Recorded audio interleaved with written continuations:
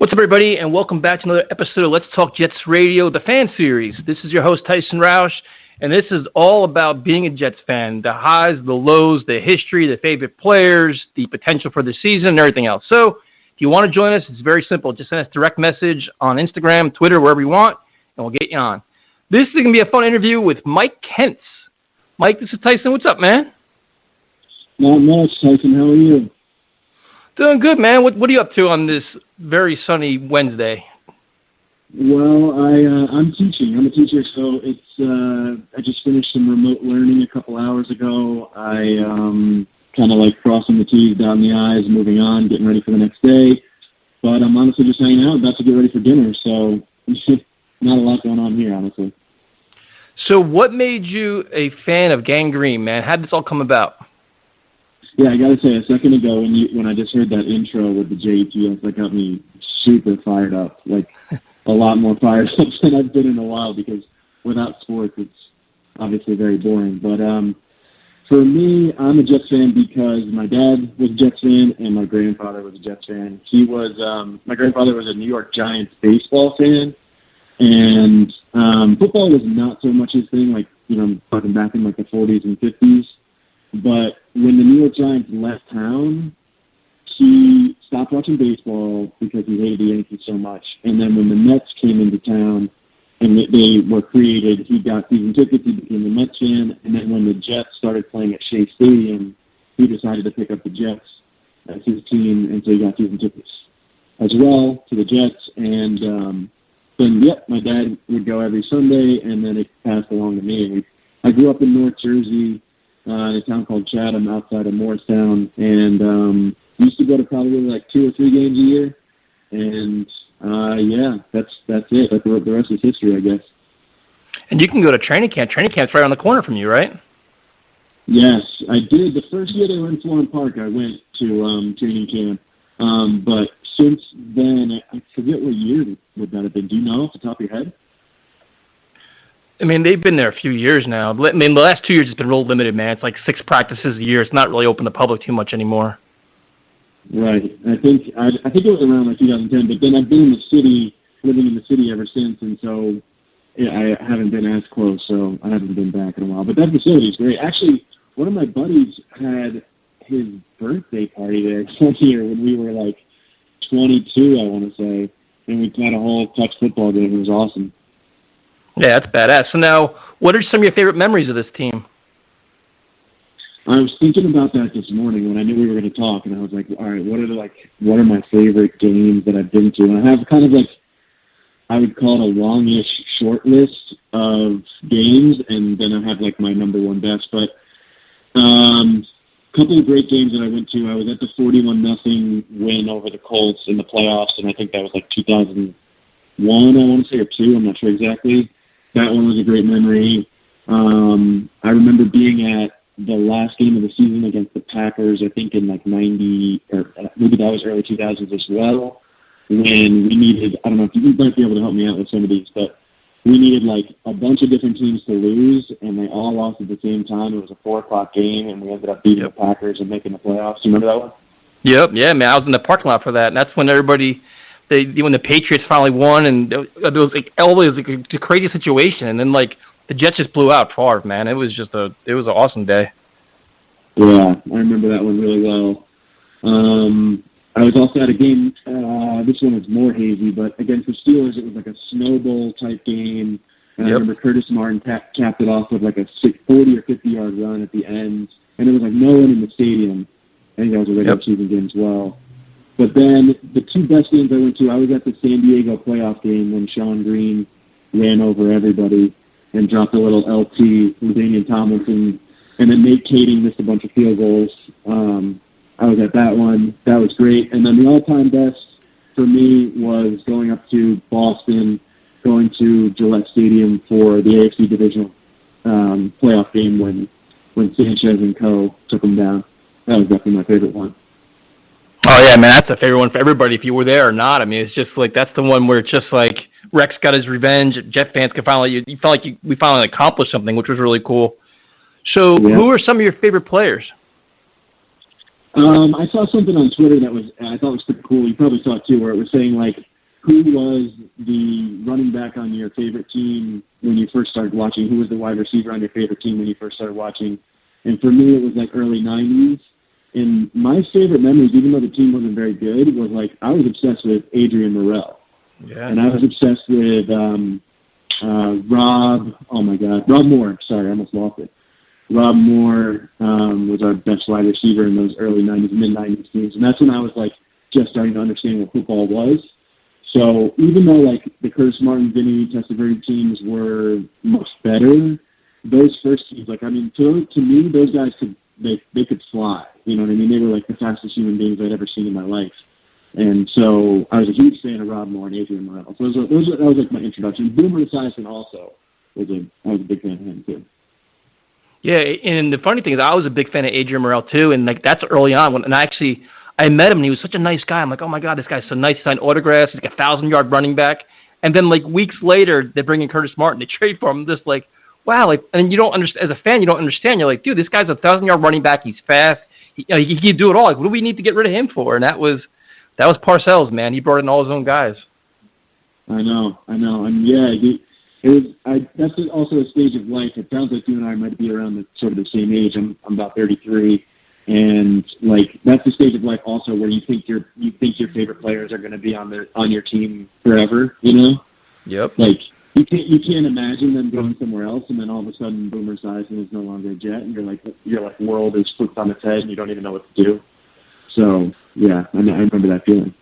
Dude, I was an enormous Keyshawn Johnson fan. I was an enormous John Abraham fan, and when they're like trading these guys, I'm like, what do we do? And like, you don't trade these guys. You think like when you're starting as a fan, you're like, these guys will be at my team 15 years. They're always going to be here. And then you start learning that the NFL is truly a business, and it's especially with Parcells and those guys. But it was definitely eye-opening for me too, man. Right. John Abraham, I remember that. Keyshawn, I don't think I was that devastated by Keyshawn, if I remember correctly. Because I remember my dad did not like him because of like how brash and outspoken he was. He thought he was kind of a diva. And I kind of followed my dad's lead back then. But I remember John Abraham, I was really upset about that one. I was like, this guy's a stud. Like, he's like so dominant. Why would we let him go? I was really upset about that. Yeah, I mean, the rap with John Abraham was he was always hurt, especially in the playoffs, and people didn't like him for that. But when he went to Atlanta, his career was phenomenal. I mean, we haven't replaced him since. And actually, I saw him. They did a fan event over the summer at MetLife, and he was there. And I was like, John, we haven't replaced you yet. He's like, yep, I know. I was like, damn. Like he's not even bashful about it. Yeah. I think he was pretty pissed, if I remember correctly, when they let him go and they traded him. He was upset, I remember. Yeah. He got he got a bad rap for being hurt. Some people called him lazy and other things. And there was so many, social media wasn't prevalent back then, so you had to kind of rely on what the media told us. So we didn't know, one media report was like, he's healthy, he can play. The next one's like, he's not. So he was kind of screwed by a lot of that too. And we never really know what the true story was behind all of it. So now you move forward a little bit to this team, and now last year was a roller coaster ride of just highs and lows and a lot of just ugliness. What are your thoughts on this offseason so far? Well, it's funny you're talking about like your favorite player leaving the team and you can't believe it, because I bet any young kid right now who's a Jets fan is obviously going to be attached to Jamal Adams. Yep. And, if you're of a certain age and you've been around enough, you can kind of see the writing on the wall. It's like, this guy does not really seem like he wants to be, he does not seem like he wants to be a Jet. I hate to be the person that says that out loud, but it really seems like he's engineering as much as he can to move somewhere else, and maybe he thinks he'd be more marketable in Dallas. Obviously, it's closer to home. But when I look forward to this year, though, like on a more broad... Well, hold on, Mike. I'll listen. I can talk about Jamal, man. Before you go into that, do you think it's him not wanting to be a Jet? Is it him not liking Adam Gase? Do you think... if you're going to make money in terms of marketing, there's no better place than New York, man. Like, you could be a megastar in New York on a winning team. He can make all the money he wants, more than Dallas. So what is it? Why do you think he doesn't want to be here? Losing? Well, I don't know. I feel like what I'm about to say is not really founded in evidence, but it's just the way that I feel. Like, I don't view football players are sort of like less marketable than, for example, basketball players and baseball players. And like I think of the example of Emmitt Smith. I don't know if you remember this story, but he used to take his helmet off after he scored touchdowns because he was like, no one knows who I am because they can't see my face. And so I think the same thing still technically applies. And especially Jamal Adams, who doesn't really touch the ball that much. So I don't know if the New York thing applies as much to football players as we think it applies to athletes in general. Now, again, I could be completely wrong. I don't have any data to back that up. And I do, when I think about like branding, like Dallas has a much broader, I think they have a much bigger fan base, frankly, than the Jets. And I think like people are Dallas fans that live in like Canada, you know what I mean? But like, there's no Jets fans in Canada, you know? And so I do feel like he's saying himself, I want to go to like a blue blood team. I want to go to like a Dallas or, Pittsburgh or somewhere where, you can be like more legendary and you can have a broader appeal. But again, I don't really have anything to back that up. It's just the vibe I'm getting. So you think, in your opinion, you think his contract demands are like the driving point behind him to get out of New York? Like, listen, I want out of here. I'm going to make demands I know they can't match just so I can get traded? Basically, yeah. I think we're seeing a lot of leaks from his side of this whole story. Like, when I read Rich Cimini's article a couple weeks ago, I think it was actually 1 week ago, like it was very clear to me that it was leaked from his side, whether it was his agent or him. And everybody that is a Jets fan that's watching this closely knows the example of Pat Mahomes. Like Pat Mahomes is the NFL MVP and the Super Bowl MVP. They got drafted the same year, and he's not asking for a contract extension. So there's something that doesn't make sense here. Like it doesn't make. Yes, okay. He says I'm the exception to the rule. I'm so much better than every other safety in the league. I clearly deserve money. But if Pat Mahomes isn't asking for money, then why are you really asking for money? I'm all of a sudden defending Jamal Adams. I don't know how, but I think I am. But it's Pat Mahomes. I think everybody in the world knows he's not going anywhere. He's going to get all the money in the world. He just won a Super Bowl. So I think he's like the golden child in Kansas City.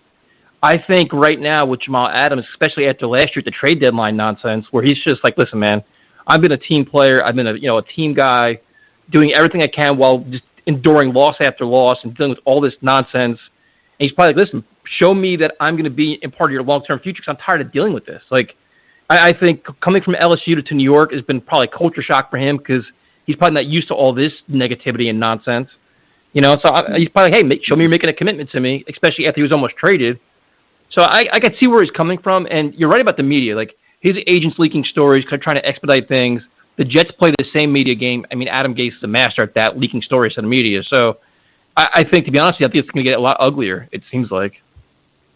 I agree with you there. I definitely don't think this is going to get better before it gets worse. And the thing that I think about is how many Jets fans are going to get pissed off at the organization because of this whatever happened. Like, in other words, we got a new GM. There's this idea that this could be a new direction potentially. Joe Douglas could be a new direction that's finally going to work out. But you have to have the fan base behind you, because if Joe Douglas doesn't have us behind him, then he can't be patient in drafts. He can't trade. Well, no, but see, but dude, Mike, I disagree, dude. You can't really give a shit about the fans think. Who cares what the fans think? Because most times the fans are wrong. The fans are so fickle and bipolar at this point. What's that quote? Like, if you react to the fans, you'll be sitting with the fans. He's got to have a blueprint and sell it to everybody. But the problem he has is that Jamal Adams is the face of your franchise. He's done everything that you've asked him for, like a work ethic. He's an all-pro season. You couldn't ask him to do anything else. So now it's like, all right, you trade him, who's the face of your franchise, for what? And then it's like, you get 2 draft picks, which is great. You better hit on both of them, and you better win. If you trade him and you have another lousy season, I mean, it's tough, man. This is the kind of guy, and the Jets fans over the years have always said the same thing. We want to keep our homegrown talent. We've heard that shit for God knows how many years. Okay, now you have it. Like, what else can he possibly do? And then you trade him away. Yeah. I mean, you're going to ruffle the fans. You're going to ruffle the locker room. So it's got to be worth it, man. Like, you got to say, okay, listen, we got rid of him, but we got 3 starters. That's the chance Joe Douglas has. That's the tough part. Right. And I don't know. Yeah, I don't know if anyone's going to be willing to pay that. You know. Yeah, that's a tough spot. Yeah, I agree with you that he shouldn't listen to the fans. Don't get me wrong. I'm on 100% on your page on that. Like, you can't. As a GM, you should not be listening to the fan base. But, like, I think about McCagnon signing Le'Veon Bell and Mosley. To me, that was a last-ditch effort to, like, win over the fan base and try to get a new contract and not get fired because he had done so poorly. And, like, at some point is what I'm saying. Not now, but at some point, GMs do feel the pressure of saying, like, we got to please the fan base. We got to get some stars in here, or we got to re-sign Jamal contract. Maybe he doesn't deserve yet. Yeah, but Mike, I'll take a different step. I don't think this is on the GM at all. I think this is where ownership comes in. This has been my problem with ownership for years. And Woody Johnson, Chris Johnson, that Le'Veon Bell stuff wasn't McCagnon, man. That was, we got to sell tickets. We got to inspire this team. We got to inspire this fan base. We got to do these things. I mean, until proven otherwise, Jets ownership does some of these splash signings. It's just the way they are. So I'd be curious. Like, we just did an interview before this with Kyle Dominguez. He said the same thing. It's like, listen, at some point, if Joe Douglas says, you know what, I've negotiated a trade that I feel comfortable with, does Chris Johnson say, you know what, you can't do it because we don't want to trade away our most marketable player? Sam Darnold's a great kid, but he's not marketable right now because he's just quiet. He's, Jamal is out there, man. He's everywhere. So, to me, it's like the Jets ownership has to, in most seasons, not right now, obviously, is sell tickets. If you're not winning, you got to sell something. You got to market something. And that, to me, is where this comes in, too, I think. Meaning, like, you think that the ownership needs to step up and retain this guy now? No, I'm saying, like, I think with situations like this where you said, what, the GM may feel pressure, Joe Douglas may say, listen, I'm here for 5 more years. I really don't care. I have my blueprint. I have my plan. This is what I want to do. And the pressure could come from Chris Johnson saying, listen, just say in theory fans can come back this year in the stadium, which I don't think is going to happen, but say, listen, we lost all our season ticket holders. Nobody wants to pay to see our team. We can't even market our team. You get rid of Jamal. Who do we have? Like, who's our marketable guy? Darnold, but he's not really, Darnold's not, he's not a flashy, he's not that marquee name right now. So how do you sell this team? What are you selling? Le'Veon Bell's going to be gone next year. Like, that's, to me, sometimes I think ownership steps in. They're the one that feels the pressure from just trying to marketing, standpoint. Gotcha. At the end of the day, do you think we should re-sign him before the season? Let's say $16 million? Yep, I do it. I have no problem doing it at all. It doesn't bother me because, in my opinion, he's more than just a safety. He's a valuable piece to the puzzle, especially with a good defensive coordinator. Him behind C.J. Mosley healthy, he can do more things. And the money that we're going to pay him is not going to bother us because we have nobody to keep other than Sam Darnold. Like, who are we paying? Like, there's nobody else to pay on this team. Like, all these one-year contracts, there's not any, like, who's the other superstar? You have Darnold who's going to get whatever if he plays well, and then that's it. Like, who else is getting this mega contract? Marcus May's probably going to be gone now because they drafted Ashton Davis. Like, you could afford him, dude. You can give him an extension, give him more guaranteed money, do all kinds of creative accounting, and it won't hurt the team whatsoever. He's just he's like a kind of a star I'd keep. Yeah. I see a lot of that. Would you have like a go-away price, like definitely not higher than 18 or definitely not higher than 20 million or? There's conflicting reports. Like, obviously like $16 million would be the highest paid safety in the NFL. Makes sense. That's every goal is to always be the highest paid guy, and that lasts like 1 year, then somebody else beats him. But there's a rumor that he wants to be higher paid than Mosley, be the highest paid defensive player on the team. That's kind of crazy. 18, 19 million a year for a safety is kind of nuts. But, you kind of want to say, like, I could see 16, 17. If you have to, like, at the end of the day, man, like, the next $2 million a year to us is what? Really, like, for in the big salary cap space, like, fine, just get it done and figure it out wherever else. I just kind of want to find a way to keep him because, down the line, say you give him a 5-year contract, 3 years from now, he's probably going to be underpaid. You know what I mean? So I'm like, just keep it and roll with it and see what happens. Yeah. I tell you what, I agree that if we end up having to trade him and we don't get like a first and a third and Mike Gallup or something, like you said, 2 or 3 starters, like I agree with you, you're going to lose a lot of people. A lot of people are going to be really upset. So I just don't see Douglas making that kind of move, though. I don't know. I'm just getting a vibe from him. I think we all are that he's like extremely patient. That I don't think he's going to make any rash decisions. So, but I think, he like seems. You said, I think it's going to get ugly before it gets better. That's the saddest part, I think. Yeah, I mean, with Jamal's team is very smart. They know how to play social media. They know that a good portion of the fans love him, and it's just he's going to use that. It's the only leverage he has, man. Other than holding out, what can he do? He can do nothing but just be a distraction. There's nothing else he could do. The Jets have 3 years on him right now. They have, They could, so he's got to play this game. It reminds me a lot of the Revis situation, and it divides fans to a certain point, but. To me, it's got to be a slam dunk offer to trade him. I mean, you got to be like a trade where you're like, oh, man, you can't even it's like fine. There was rumors 2 first-rounders, a third-rounder. I'm like, dude, then I get it. But, it's like you can't just give him away, man. It's just we're barren of talent, which we've seen this offseason. So it's like, right. To me, you got to really, it's going to be hard to justify it. Right. What's your, because I want to talk, I don't want to, what's your take on the Logan Ryan situation? My take is probably not as popular as others. I don't, I guess he wants the 1 year, $10 million or more to come here or go wherever. He's using everybody as leverage against each other to get a bigger deal. To me personally, he doesn't make or break me, man. I think that Manish announced that he was coming back or he was already signed, and that never happened, and it kind of blew up in our face a little bit. Probably, if anything, probably ruined our chances of signing him because now everybody else got involved in it. But, I mean, to me, I'd rather have a Marcus Golden. I'd rather get a pass rusher. I think the secondary is okay where we are right now. But it's it doesn't matter who's back there. If nobody's rushing the passer, we're going to be screwed anyway.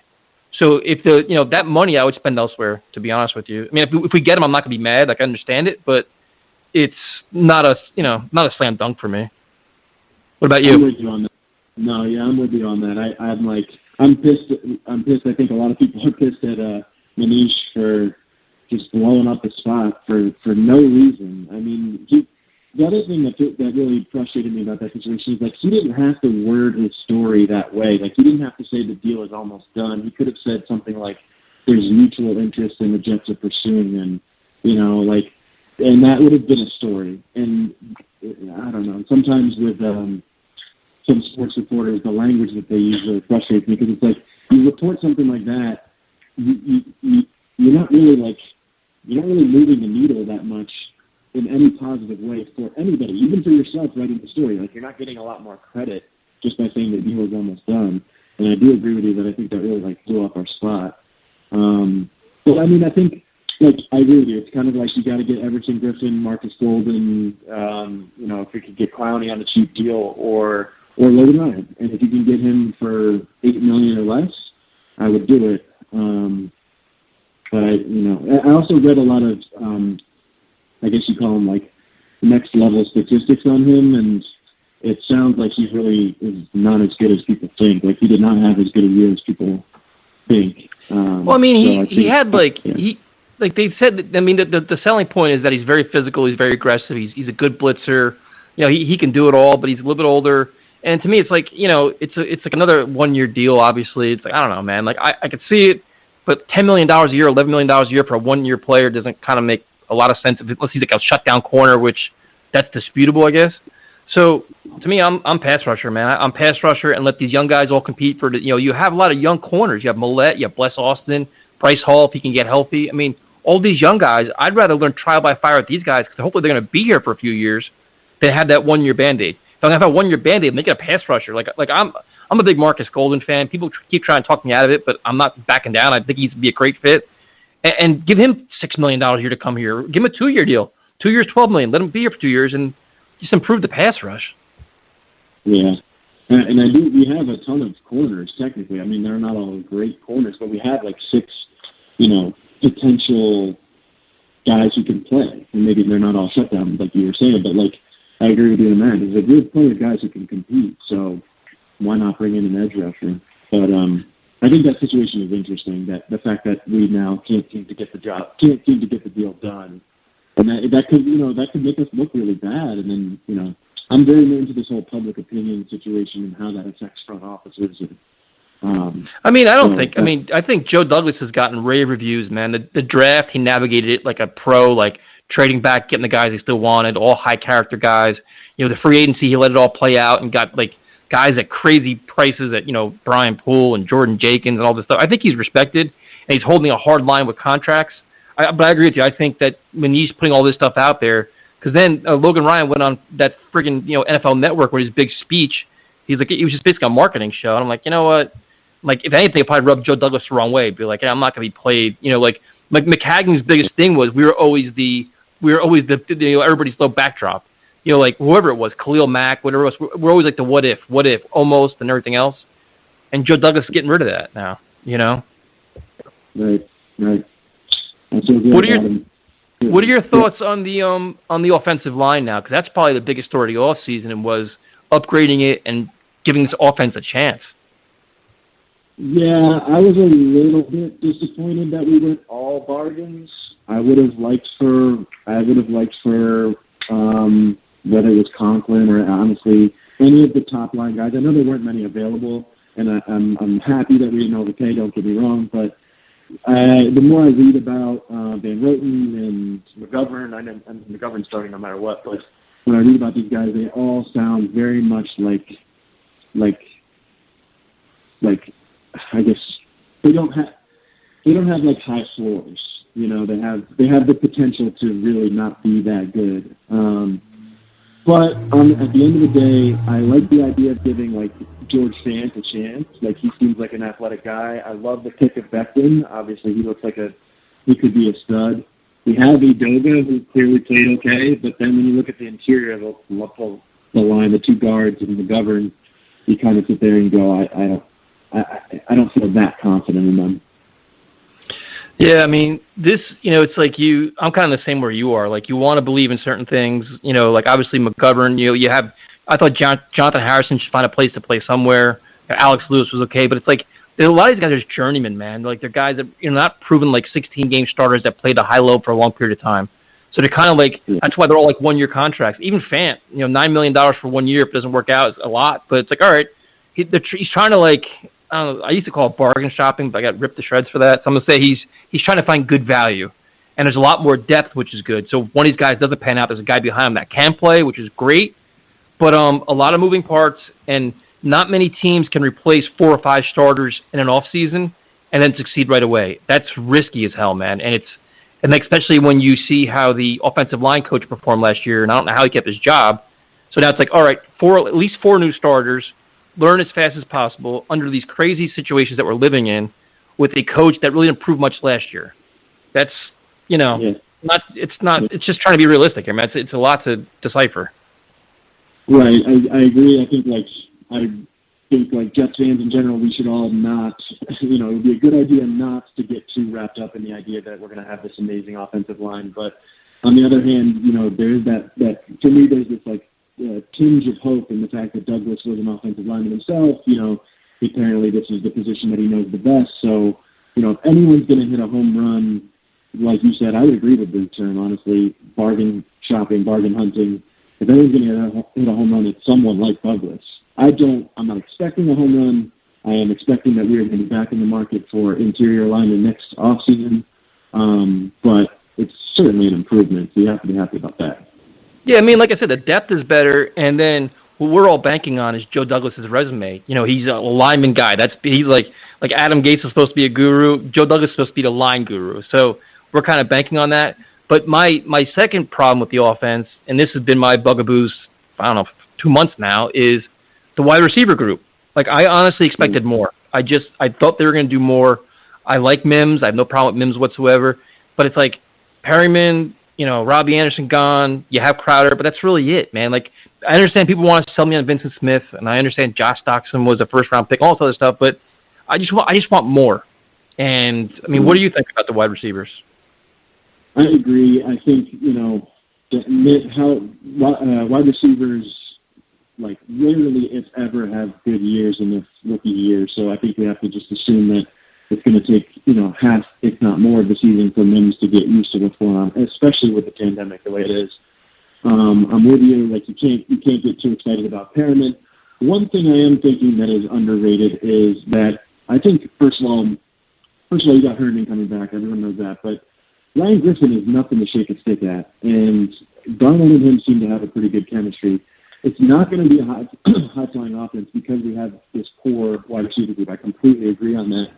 But I think it could be serviceable, A, because you can rely on both of those tight ends, and B, I do think if you are willing to give some run to Frank Gore and Michael Perrine, you can split Le'Veon out wide as a slot receiver a lot. And I know Gase started to do that in the second half of the season a lot more last year, and I was kind of like, I like that. Like, that's cool to me that we can have two running backs on the field and you just increase your versatility so much. So it kind of feels like it's going to be a dink and dunk kind of offense, and we're not really going to have, it's not going to be a great high-flying offense, but I think we have just enough vertical threats to be relevant, I guess I would say.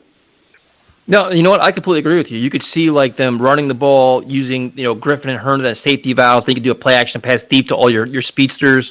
And I agree about Herndon. Like we were expecting a big year out of Herndon last year, and then all his, the suspension. Then he got hurt again, and so there's a lot of it's like a lot of if-then statements. If this and if that and if with Bell, Bell was misused last year. We didn't understand it. You didn't understand what the hell they're doing with Ty Montgomery or Bilal Powell. I still don't understand what they did there. So now it's like, all right, now maybe this year you have guys that Gase likes or wants. I don't know. Maybe he'll use them better. But the question then is, I think we all expect a lot out of Sam, but how much pressure is there on Adam Gase to maximize all these different players and get this offense to be top 15, top 20, somewhere much better than last year? So much pressure. I mean, he is the one guy who I think it's this is a make or break season for him. I think everybody pretty much everybody we've talked about has a little bit of cushion in terms of not playing well. But Gase, if he doesn't, like you said, produce at least a top 20 offense, it's for 7 years or whatever the number is, he hasn't produced a top 20 offense or something. I might be misquoting that, but for him, I really think if he doesn't get this done, he's definitely gone. And I would be fine with that because I'm not really in love with what I've seen so far. I don't see a lot of creativity. I see a lot of misuse, like you said, Bell. Okay, fine, you didn't have a quarterback, but the year before it wasn't pretty either. So I think he's really in the hot seat. Yeah, me too. I can deal with, say, a 6-win season this year if Sam Darnold's playing lights out and the offense looks night and day better than last year. All right, listen, this roster's not perfect. We just talked about it for 20 minutes, all the holes and concerns. But if Sam Darnold's playing great, then this team's going the right direction. Then I would feel so much better about things. But if we're going to go 6-10, 5-11, or even 7-9, but we're playing offense, where we're nothing innovative.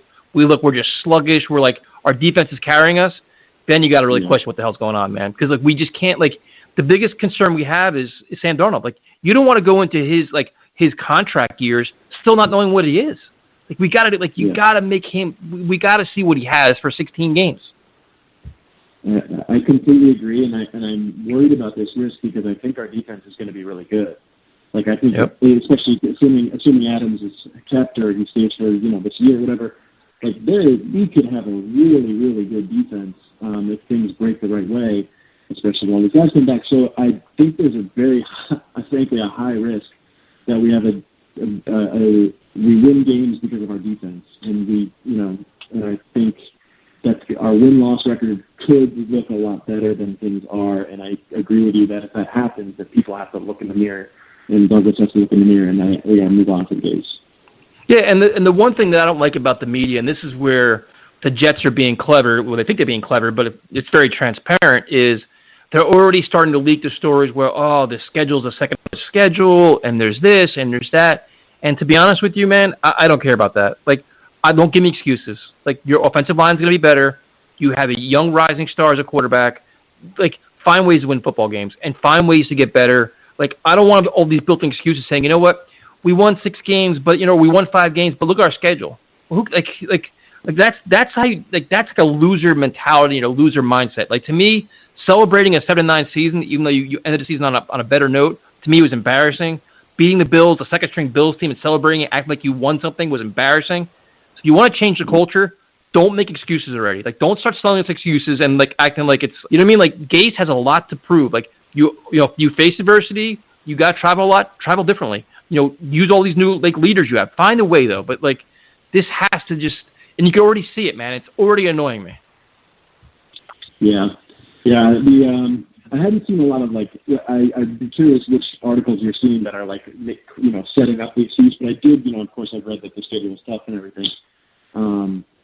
But I agree. There's going to be pressure. Have you seen Have you seen one article saying Adam Gase has to show he's a coach that's supposed to be for the New York Jets? Like, have you seen one article saying this is Gase's year to prove that he's worthy of being the head coach of the New York Jets? Nothing. You haven't seen one article saying that. Like demanding like you see there's pressure on Darnold, there's pressure on this, pressure on that. The most pressure's been the head coach. Like there's nothing. Like he was brought here for offense, and we were the worst in football, and it was ugly. Like I don't understand. Like that's how they control the agenda sometimes. I agree, and I think you might hear that drum beat roll, like start to make some more noise closer to the season. But I do completely agree because like right now there's just when the draft is happening, I feel like that pressure on the head coaches doesn't really surface yet. It's the pressure's on the GMs during the off season to like let's see who he picks and who he signs and things like that. And then once training camp starts, that's usually when I feel like you start, because now it's out of the GM's hands. It's all in the coach's hands. And when you get to August, that's when you start to, hopefully we do see some stuff then, is what I'm saying. Because I'm with you. I think we should start to see some articles at that point being like, it's now or never. Make it happen. Who cares about the schedule? Yeah, and the weird thing is, like, we get a lot of feedback on stuff, and they're like, oh, you're not hard enough on Sam. I'm like, we are hard on Sam. We got to understand that he's still a very young quarterback. He's been through hell so far in New York. He's in terms of experience, he's still growing. And the expectation for him is to take a big step. You want to see him do a lot of better things. But there's more pressure on the coach that was brought here to support him, in my opinion. It's like, listen, you're supposed to be this guru. Then, if you know that he's good running out of the pocket, throwing out of the pocket, why is he not doing more of that? Like, you've now had a year to self-scout your offense. So whatever you learned last year should be implemented this year. But there shouldn't be this confusion or lack of communication. Like, Sam should be telling you what he loves to throw, like the plays he enjoys, and you maximize that. Like, this isn't, like, many times football is easy, man. Like, it's just, like, it doesn't have to be complicated. And this is where you want to see that for Gase. And that's, like, there's pressure on Sam, of course, but there's so much more that should be expected out of this staff. We should all demand it at this point. Yeah, and it's funny to one more additional point on that Darnold point. You're saying, like, Gase was brought in here to be the quarterback whisperer. He was brought in here to develop him. And I remember there was some stories last year, about halfway through the year, after Darnold was back from mono, where they both came out and Darnold said that he went to Gase and said, yo, like, let's chill out on the playbook. It's way too complicated. Make it more simple. And then as soon as Gase did that, all of a sudden we started winning games. Granted, we're playing bad teams, but it's to your point, A, it's not that complicated. B, like, Gase is supposed to be the one leading Darnold, not the other way around. Darnold shouldn't have to go to his head coach and say, you're screwing this up. It's too complicated, bring it down. So I thought that was interesting. Yeah, and, it's like, listen, Darnold's a young quarterback, so he's probably scared to speak up. Like, listen, it's a first-year coach. I don't want to pay him off for Gase is pretty arrogant, but it's like, listen, at some point, Gase is the coach should realize, listen, every time I call this play, he's struggling with it, or it's just not working, or he doesn't look comfortable, like, and modify it. And they should be like an open dialogue all the time. So hopefully that happens this offseason, and that's where I'm kind of leading to the no excuses stuff, because now you've figured out everything that's been wrong is obvious. So they should have this all ironed out now, and Sam has to work on it, and work on his footwork and techniques and game management. But, this is where I kind of think that Joe Flacco is going to help, too. And, people think I'm crazy for that. But I think he's coming here because, obviously, he's still hurt. He won't be ready for week 1. He'll be an excellent mentor. He's got a relationship with Joe Douglas. But he could be the buffer between Gase and Darnold, where Darnold can walk off the field and be like, listen, I don't know what the hell I'm seeing. And Flacco can say, listen, man, I've already seen this. Do this. Like, that is what they didn't have last year. Last year they had, Fails and Falk and all this other garbage. Like, now he's got a guy that can help him with it. I agree. I think it's a great signing, honestly, and it feels better to have him backing Darnold up if something happens too. So I think it's a good signing. All right, so Mike, your expectations for the season. What do you think is going to happen this season? I think that we should. I think 8-8 would be amazing. I think 7-9 we should be happy. 6-10 we should be okay with. We should be okay with 6-10. But I think we should be like reasonably expecting 7-9, and I think like we've kind of prefaced this already, but I really think that the defense is going to be awesome as long as Mosley doesn't get hurt, as long as we retain Adams. If we can keep May for one more year, even better. I think Williams is literally Greg Williams is salivating right now with all the things he can do with these guys. I think our secondary is better than people think. I think these corners, a couple of them are going to step up, and Brian Pools is great nickel corner, so you've already got that locked down. Obviously, we're missing a pass rusher, so it would be great to add someone on that side. So, again, I think the defense is going to be really good. I think the offense is not going to be good. I think the defense is going to win us a lot of games, or most of the games that we win. And I think it's going to be a question at the end of the year about whether or not the offense being bad was Darnold's fault, or was it Gase's fault, or was it the schedule's fault, was it the teams we played, or was it because he didn't have wide receivers? I think that's what we're going to be talking about next offseason. And I hope to God, like you said, that Darnold shows promise so that we know we've got our franchise quarterback. And then if we have to move on from Gates, we have to move on. And, we use that extra cap room next offseason to get a stud wide receiver, and we're on our way to being a perennial playoff team. Yeah, well said, man. That was awesome. So, Mike, what is the best way for everybody to follow you to talk some Jets football? Yeah, I have. You should follow me at Mike Kentz 1 on Twitter. MikeKentz1 on Twitter. And, I'm on Instagram, but I don't really do a lot of sports talk on there, so I would just say follow me there. Awesome. Well, first of all, nice meeting you, man. Technically meeting you, and thank you for your time. We definitely appreciate it. We got to do this again soon. You too, man. Awesome. Had a lot of fun. Thank you. Have a good night, man. Thank you. All right. See ya. All right, Mike Kentz talking. So that was a lot of fun talking football with him. As always, check us out. Let's Talk Jets Radio on YouTube, Spreaker, iTunes, Instagram, Twitter, everywhere else, and we'll talk to you next time.